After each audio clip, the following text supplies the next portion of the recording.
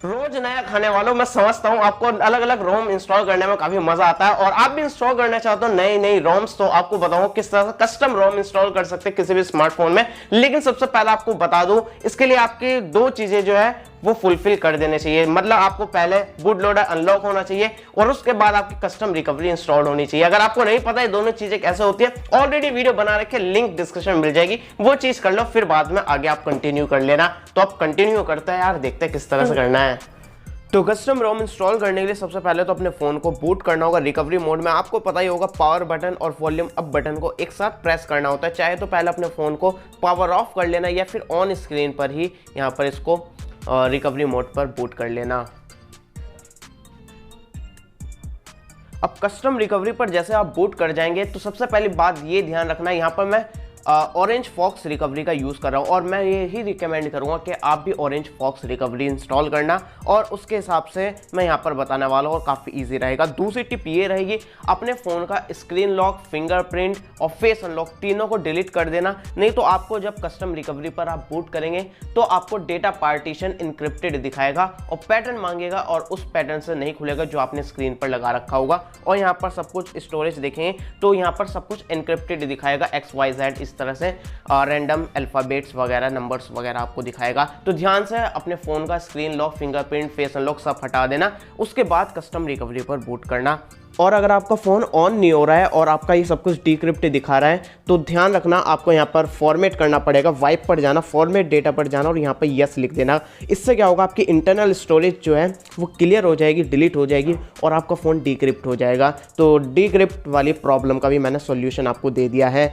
और ध्यान रखना, अब आपकी इंटरनल स्टोरेज सब कुछ क्लियर हो जाएगी तो इसलिए जो भी आपने रोम डाउनलोड कर रखी है वो अपने पेन ड्राइव या फिर माइक्रो SD कार्ड में रखना और फिर OTG से उसको आप लगा सकते हो अपने पेन ड्राइव को या फिर माइक्रो SD कार्ड को डायरेक्टली अपने फ़ोन में इंसर्ट करके उसके थ्रू आप फ्लैश कर सकते हो, जो कि मैं आगे आपको दिखाने वाला हूँ। तो अगर आपको कोई भी प्रॉब्लम नहीं हो रही है, सब कुछ आपके फोल्डर में नाम वगैरह सब कुछ सही दिखा रहा है, बिंदास दिखा रहा है, तो ये आपको कंफ्यूज होने की ज़रूरत नहीं है। बस डायरेक्टली हम स्टेप्स देखते हैं किस तरह से हमें रोम को फ्लैश करना होगा। अब सबसे पहला काम आपको क्या करना होगा, यहाँ पर डिलीट का वाइप का आपको आइकन दिखेगा, वाइप पर जाना और ऊपर के 3 ऑप्शन सेलेक्ट कर लेना, डेल्विक आर्ट कैश और डेटा। इन तीनों को आप राइट स्वाइप करके इसको वाइप कर देना।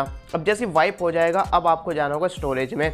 अब यहाँ पर आपको सबसे पहली चीज़ और दूसरी चीज़ या फिर तीसरी चीज़ की 2 चीज़ पहले बता चुका हूँ। तीसरी टिप ये है कि यहाँ पर आप अपने रोम का जो वो बैकअप ले लेना।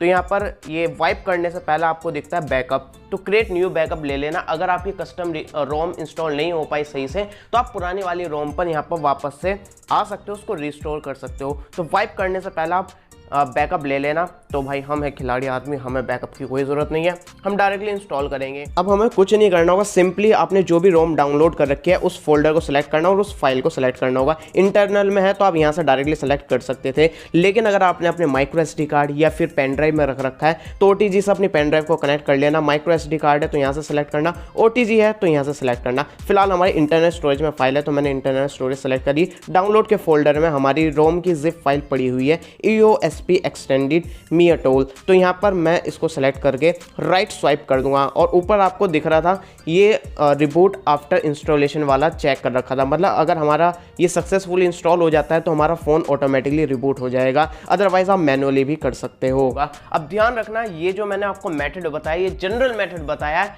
जो कि नॉर्मली काम करता है। जैसे कि मैंने यहाँ पर TWRP रिकवरी की जगह हमने ऑरेंज फॉक्स रिकवरी का यूज़ करा जो कि काफ़ी पॉपुलर है, काफ़ी फीचर रिच है, और यहाँ पर EOSP एक्सटेंडेड को इंस्टॉल करा। अब यहाँ पर अलग अलग रोम में कुछ अलग अलग सा फाइल भी इंस्टॉल करनी पड़ती है। कुछ उसमें पैचेस होते हैं वो इंस्टॉल करने पड़ते हैं, किसी में G ऐप्स नहीं होते तो हमें अलग से G ऐप्स भी इंस्टॉल करने पड़ते हैं। तो जो रोम मैं इंस्टॉल कर रहा हूँ इसमें G ऐप्स इंक्लूडेड है तो मैं डायरेक्टली इसको इंस्टॉल कर रहा हूँ।